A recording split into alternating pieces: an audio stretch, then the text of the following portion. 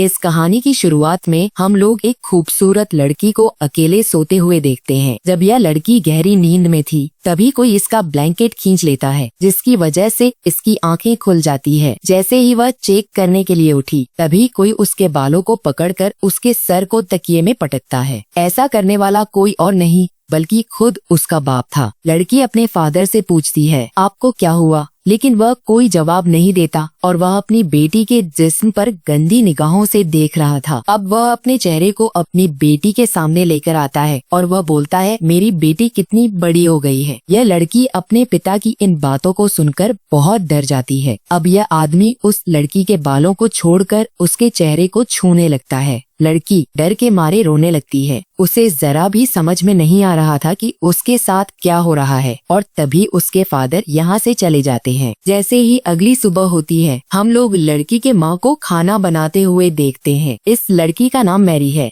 Mary यहाँ पर बैठे बैठे यह सोच रही थी, कल रात को मेरे साथ जो भी कुछ हुआ क्या मुझे वह सारी बातें अपनी माँ को बतानी चाहिए। तभी उसकी बहन और उसका छोटा भाई दोनों नाश्ते के टेबल पर आते हैं। कुछ ही देर के बाद में इन लोगों के फादर भी यहाँ आकर बैठ जाते हैं और यहाँ आकर वह ऐसा बिहेव कर रहे थे जैसे कल रात को कुछ हुआ ही ना हो। मैरी मन ही मन में यह सोचती है, कल रात को तो यह मुझे बहुत बुरी निगाहों से देख रहे थे, लेकिन अभी यह इतने नॉर्मल कैसे हैं? इसके बाद मैरी टेबल से उठती है और यहाँ चली जाती है। तभी उसकी मदर यहाँ आकर खाने को जोर से टेबल पर पटकती है। यहाँ पर मॉम बहुत ही अजीब तरीके से खाने को खाती है, जैसे कि उन्होंने महीनों से खाना नहीं खाया हो। मॉम को ऐसे अजीब हरकतें करते हुए देखकर उसके बच्चे डरते हैं। तभी उसका बेटा भी खाने को उगल देता है और कहता है, खाने में बहुत नमक है। तभी मॉम उसे खाने को उठाकर पागलों की तरह खाने लगती है। आखिर इस फैमिली के साथ में इतनी अजीब घटनाएं क्यों हो रही है? असल में इस फैमिली ने जब से एक नए कॉटेज में शिफ्ट किया है तभी से इनके साथ में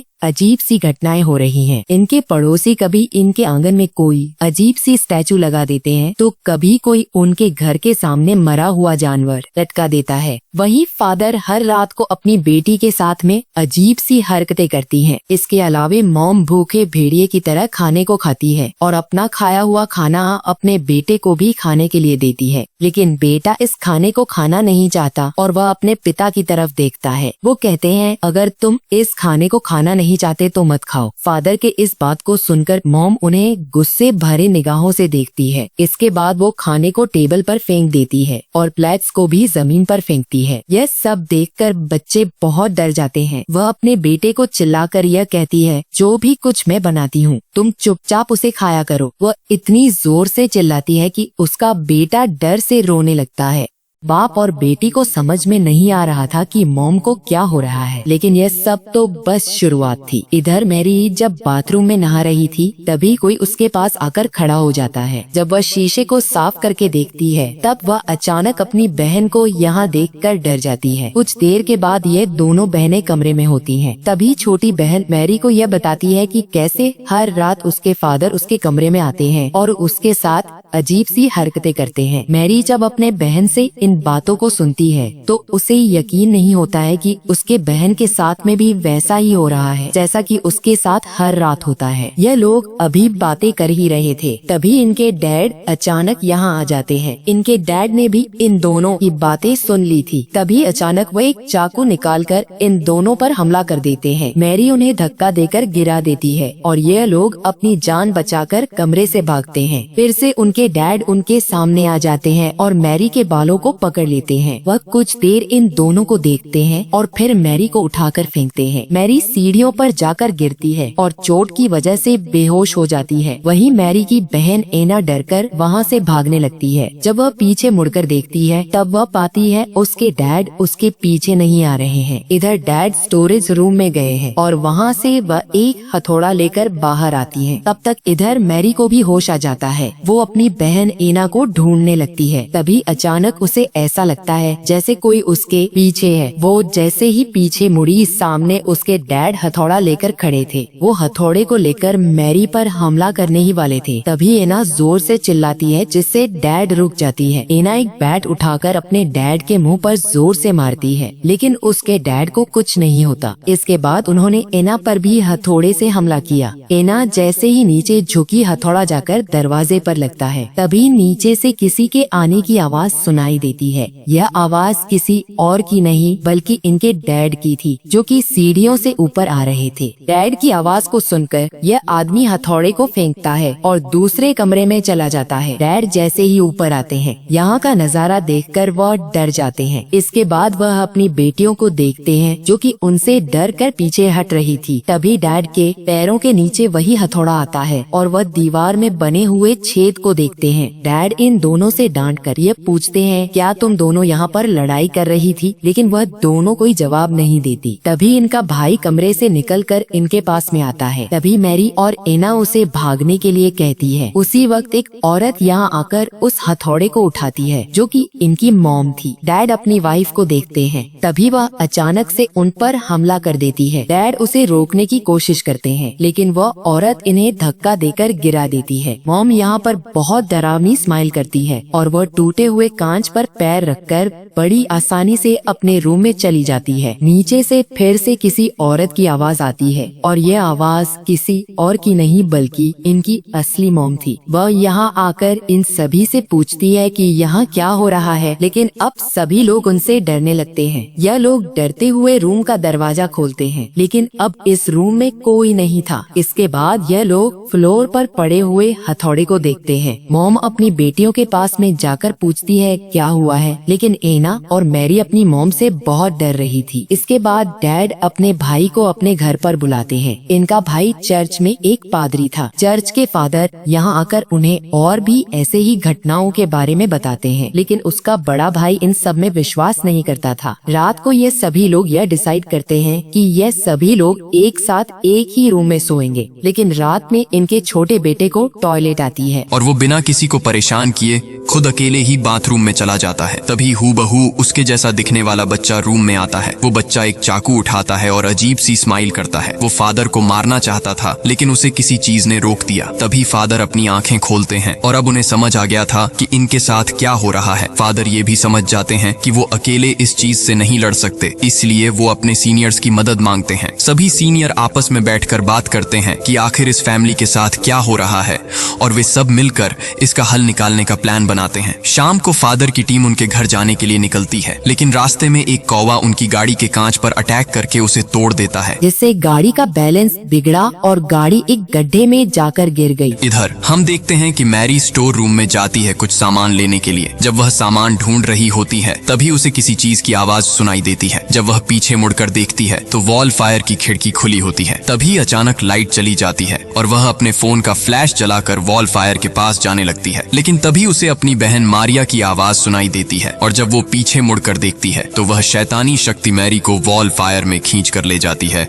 और उसमें आग लगा देती है, जिससे वहीं पर मैरी की मौत हो जाती है। वहीं दूसरी तरफ हम लोग डैड को देखते हैं जो कि अपनी बेटी मैरी को बेड से बांध देते हैं। वो उसे समझाने की कोशिश करती है, लेकिन डैड कहते हैं इन सबको ठीक करने का बस यही तरीका है। आधी रात में फादर खून से लथपथ होकर इनके घर में आते हैं। वह इन लोगों को यह बताते हैं सभी फादर्स मारे जा चुके हैं, इसलिए अब जो भी कुछ करना है हमें ही करना होगा। यहाँ पर मैरी को बेड से बंधा हुआ देखकर फादर अपने काम को करना चाहते थे, लेकिन उन्हें अकेले डर लग रहा था, क्योंकि लास्ट टाइम जब उन्होंने ऐसा करने की कोशिश की थी तब उस शैतान ने फादर के सारे फैमिली मेंबर्स को मार दिया था। इसलिए उन्हें यह डर था कि कहीं फिर से ऐसा ना हो जाए, और अगर ऐसा हुआ तब वह अपने भाई के फैमिली को भी खो देंगे। लेकिन उसका बड़ा भाई रोते हुए उससे कहता है तुम अपना काम करो, हम लोगों को मिलकर लड़ना होगा, नहीं तो वह हम सभी को मार देगा। यह बात सुनकर फादर कैंडल्स को जलाते हैं और मैरी के ऊपर होली वाटर छिड़कते हैं। मैरी होली वाटर की वजह से चिल्लाने लगती है। इसके बाद फादर मैरी के सीने पर एक क्रॉस रखते हैं और इसके बाद वो उसे एक छड़ी से मारने लगते हैं। मैरी दर्द से चिल्लाने लगती है। वह पूछती है वो लोग उसके साथ ऐसा क्यों कर रहे हैं। फादर मैरी के डैड से यह पूछता है क्या तुम अब भी इस इलाज को कंटिन्यू करना चाहते हो। यह सब देखकर मैरी के डैड रोने लगते हैं। जब एक छड़ी टूट जाती है तब पादरी दूसरी छड़ी निकालता है। मैरी दर्द के मारे बेहोश हो जाती है। वहीं दूसरी तरफ हम लोग उस जगह को देखते हैं जहाँ यहाँ पर आने वाले फादर्स का एक्सीडेंट हुआ था। यहाँ पुलिस की टीम पहुँच चुकी है। जैसे ही वह लोग गाड़ी से फादर को निकालते हैं, गाड़ी में जोरों से धमाका होता है। इन सभी लोगों के बीच में मैरी के डैड का भाई भी मौजूद होता है। इसका मतलब यह था कि वह आदमी जो कि अभी मैरी के घर पर है, वह कोई पादरी नहीं बल्कि खुद वही शैतान है। इसलिए वह मैरी को बेवजह दर्द दे रहा था। लेकिन अब मैरी की मॉम से यह सब बर्दाश्त नहीं होता। वह कहती है यह कोई इलाज नहीं है, ऐसा करते रहने से मेरी बेटी तो मर जाएगी। इसके बाद वह फादर को पकड़ लेती है ताकि वह मैरी को ना मार सके। लेकिन डैड उसकी बातों को नहीं सुनते और वह अपनी बीवी को जोर से धक्का देते हैं और पादरी से कहते हैं तुम इस रिचुअल को करते रहो। इसके बाद अचानक डैड अपनी वाइफ के पास में जाकर उसका गला दबाने लगते हैं। तभी अचानक वह अपने भाई की तरफ देखता है जिसके चेहरे पर एक डरावनी हंसी थी। डैड को समझ में आ जाता है। इसके बाद वह शैतान पर हमला करते हैं, लेकिन वह शैतान डैड को मारकर नीचे गिरा देता है। जैसे ही वह शैतान डैड को मारने वाला था कि तभी असली फादर वहाँ पहुँच जाते हैं। वो तुरंत मंत्र पढ़ना शुरू करते हैं जिससे बुरी आत्मा वहाँ से गायब हो जाती है। असली फादर अपने भाई के पास जाते हैं। तभी स्टोर रूम से उनके छोटे बेटे के रोने की आवाज आती है। दोनों तुरंत स्टोर रूम की तरफ भागते हैं। बच्चा फादर को देखकर बहुत डरने लगता है क्योंकि वो उसे शैतान वाला फादर समझ रहा था। लेकिन उसके पिता उसे समझाते हैं कि ये तुम्हारे असली फादर हैं। तभी बच्चा उसी वॉल फायर की तरफ इशारा करता है। पिता वॉल फायर के पास जाकर जैसे ही उसकी खिड़की खोलते हैं तो उसमें मैरी की जली हुई लाश पड़ी होती है। फादर और उसका भाई यह देखकर दंग रह जाते हैं। तभी हम देखते हैं कि मारिया भी स्टोर रूम में आ जाती है जो बहुत जख्मी हो गई थी। वह अपने पिता की तरफ देखकर पूछती है तुमने मुझे इतना दर्द क्यों दिया। लेकिन तभी असली फादर को कुछ शक होता है और वो उसके सामने रखे आईने पर से कपड़ा हटा देते हैं जिससे मारिया के शरीर में से